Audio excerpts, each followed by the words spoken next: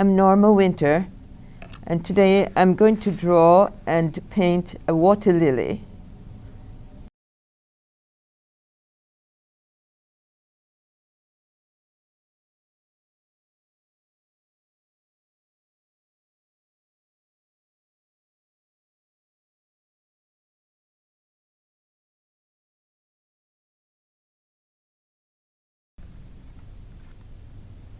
Well, I'm doing 2 lilies, water lilies, instead of 1.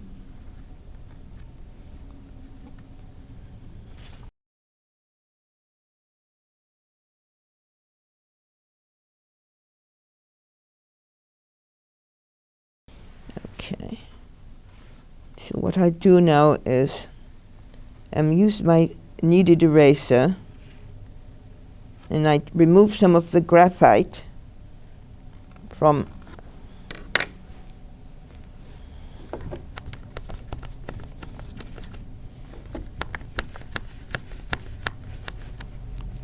take some of the graphite off so it doesn't get involved with the paint.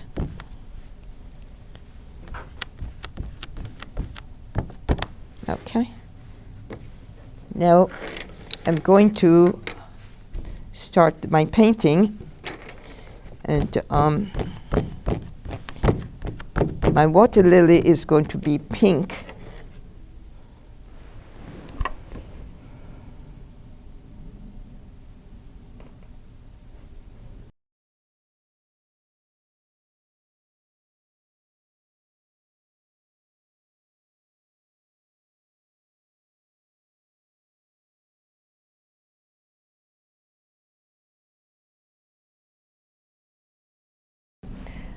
Yeah, I use this as a chisel blender, and it's much easier to apply the paint.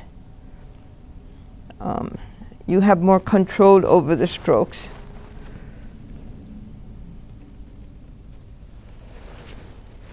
It makes fine lines and it makes broad lines. And as you know, a canvas is not water soluble, so I have to get the paint just the right consistency so it flows without bubbling.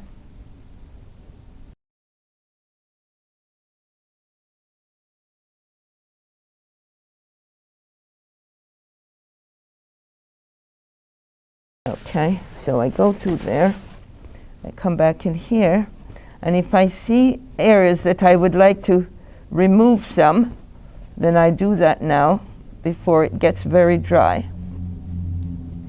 Because you know acrylic dries easily.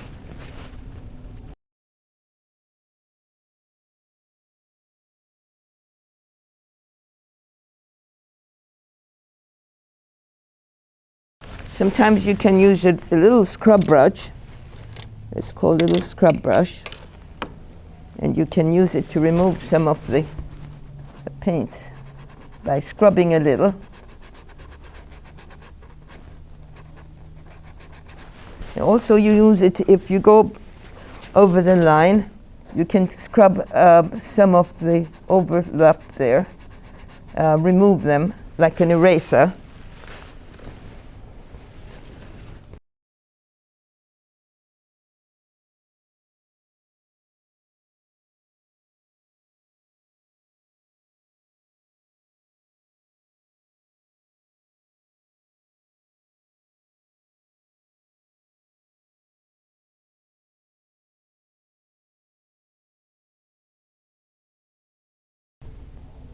When you use a brush, you be careful.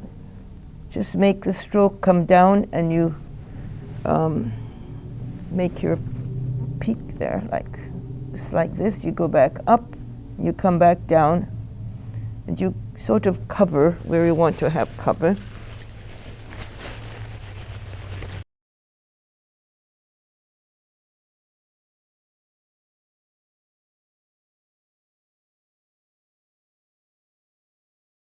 I'm going to go on to the leaf so I can get the contrast from my color.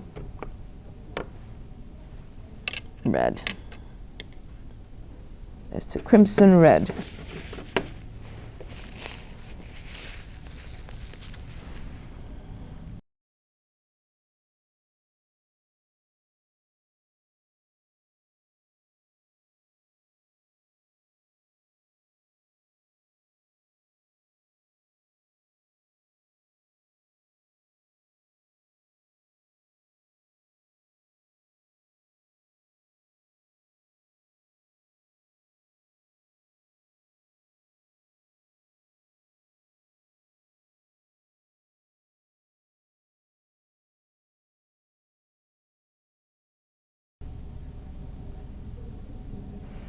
In some cases, you can just put your lines in like this, but then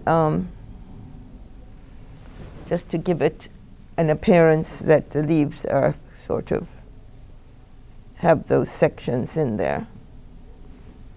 But anyway.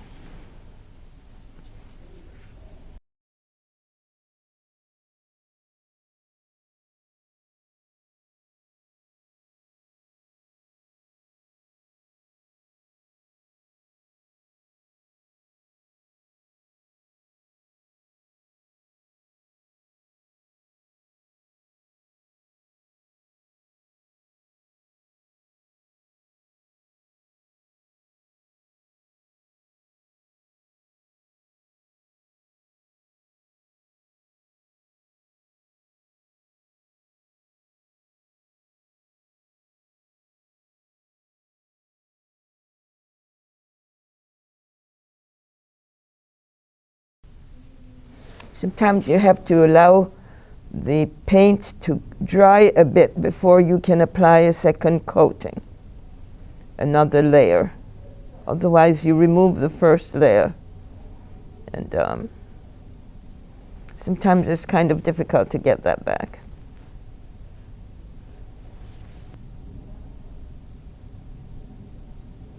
And this area, because it was a little bit too wet, it bleeds, and you have to avoid that also.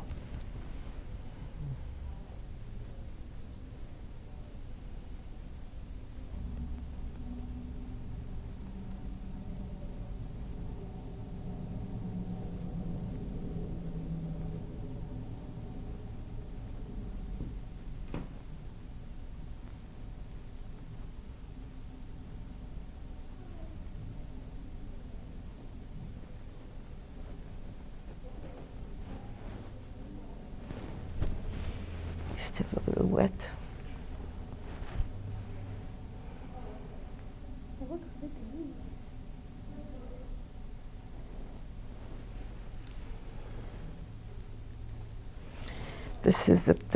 That's a part of painting that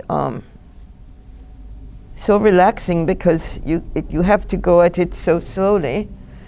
It's extremely relaxing. At least I find it very relaxing. So.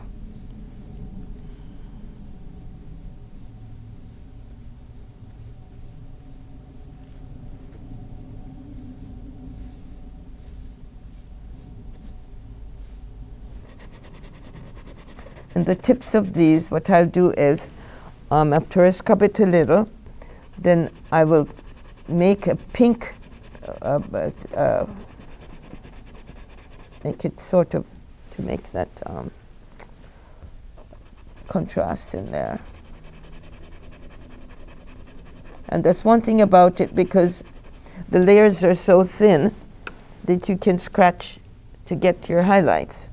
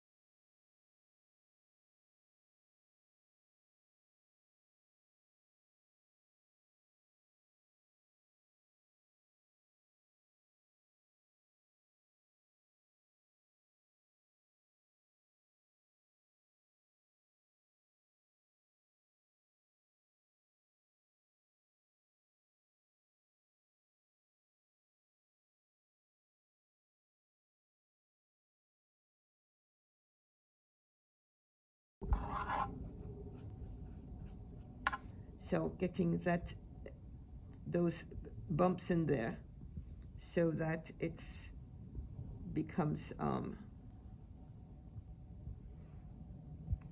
the leaf up there. Using acrylic as watercolors is not very simple. It takes a lot of planning, and sometimes it takes time for you to see and feel what you're painting, because if you don't feel it, you can't make it look three-dimensional.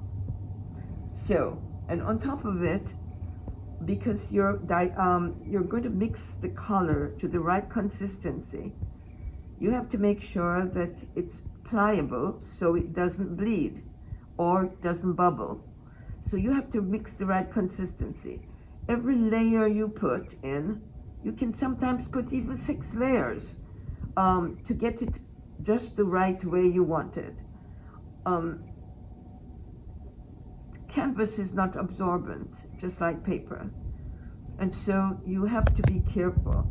The second layer, when you put your first layer, it has to dry. So you can put your second layer, and you have to be careful putting your second layer, otherwise you will lose the first layer. Okay, each layer you apply, you have to allow it to dry so that you can add the other color. In the meantime, you work all over the area and come back to that area and make a second layer again and a third layer, and your colors start building, and then you begin to see that where you have to have contrasts, where the light is coming in, how you're going to contrast it so that it starts appearing as if it's three-dimensional. With patience, you can get a beautiful job, just like those you see on top there. Those are some acrylic. Those were done in acrylic also, as watercolors. And so we're having a painting class now, this month of February. But maybe if you think about it and you're interested in learning how to paint as acrylic as watercolors on a canvas, you can get in touch with Selbys Gardens, Marie Selbys Gardens, and look at their schedule and see how you can be involved in learning a new technique and a new medium.